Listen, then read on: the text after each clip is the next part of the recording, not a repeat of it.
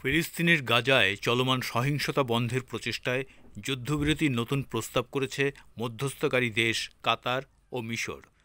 নতুন এই প্রস্তাবে ৫ থেকে ৭ বছর মেয়াদী যুদ্ধবিরতির কথা বলা হয়েছে। এছাড়া ইসরায়েলের কারাগারে বন্দী সব ফিলিস্তিনের মুক্তির বিনিময়ে গাজায় হামাসের হাতে বন্দী বাকি জিম্মিদের ফেরত দেওয়া হবে। গাজা থেকে নিজেদের সেনাদের পুরোপুরি প্রত্যাহারও করে নেবে ইসরায়েল। এর মধ্য দিয়ে যুদ্ধ আনুষ্ঠানিকভাবে শেষ হবে। এই প্রস্তাব নিয়ে আলোচনার জন্য মিশরের রাজধানী কায়রোয় যাওয়ার কথা রয়েছে হামাসের জ্যেষ্ঠ পর্যায়ের একটি প্রতিনিধি দলের। ইসরায়েল এখনও মধ্যস্থকারীদের প্রস্তাব নিয়ে কোনো মন্তব্য করেননি। নতুন এই প্রস্তাব এমন এক সময়ে এসেছে যখন কয়েকদিন আগেই হামাস ইসরায়েলের সর্বশেষ প্রস্তাব প্রত্যাখ্যান করেছে।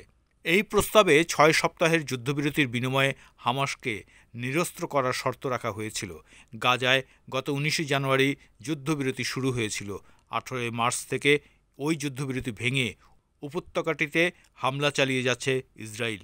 এরই মধ্যে সম্প্রতি ৬ সপ্তাহের যুদ্ধবিরতির বিনিময়ে হামাসকে নিরস্ত্রীকরণের প্রস্তাব দিয়েছিল ইসরায়েল সরকার। তবে ওই প্রস্তাব প্রত্যাখ্যান করে হামাস।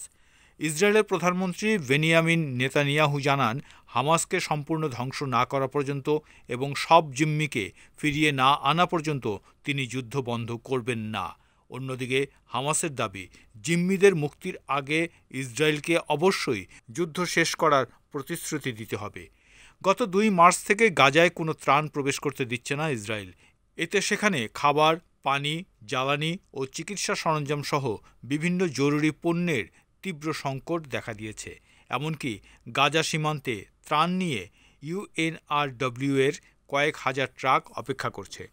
জাতিসংঘে ফিলিস্তিন বিষয়ক শরণার্থী সংস্থা ইউএনআরডব্লিউ এর প্রধান ফিলিপ লাজারিনি এক্সে বলেছেন, গাজায় ২০ লাখ মানুষের সবাইকে শাস্তি দেওয়া হচ্ছে। মানবিক সহায়তাকে দর কষাকষি ও যুদ্ধের হাতিয়ার হিসেবে ব্যবহার করা হচ্ছে। অবরোধ তুলে নিতে হবে, সহায়তা প্রবেশ করতে দিতে হবে, জিম্মিদের মুক্তি দিতে হবে এবং যুদ্ধবিরতি আবার শুরু করতে হবে। যদিও এই উদ্যোগ সফল হবে কিনা তা এখনই বলা কঠিন, তবে সূত্রটি এই মধ্যস্থতা প্রচেষ্টাকে গুরুত্বপূর্ণ হিসেবে বর্ণনা করে বলেছেন, হামাস অভূতপূর্ব নমনীয়তা দেখিয়েছে। যুদ্ধবিরতি নিয়ে প্রচেষ্টার মধ্যেও গাজায় হামলা চালিয়ে যাচ্ছে ইসরায়েল।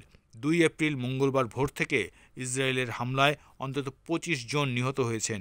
এদিকে গত ২৪ ঘণ্টায় গাজা উপত্যকার বিভিন্ন এলাকায় ইসরায়েলি বিমান হামলায় অন্তত ২৬ জন ফিলিস্তিনি নিহত এবং আরও ৬০ জন আহত হয়েছে বলে মঙ্গলবার ২২ এপ্রিল হামাস শাসিত গাজায় স্বাস্থ্য মন্ত্রণালয় জানিয়েছে।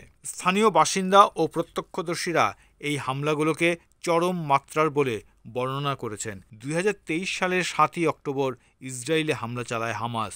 সেদিন থেকেই গাজায় নৃশংস হামলা চালিয়ে যাচ্ছে ইসরায়েলি বাহিনী।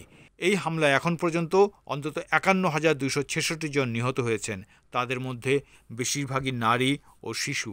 এই ১৮ মাসে আহত হয়েছেন প্রায় ১,১৭,০০০ ফিলিস্তিনি। বহু মানুষ এখনও নিখোঁজ রয়েছেন।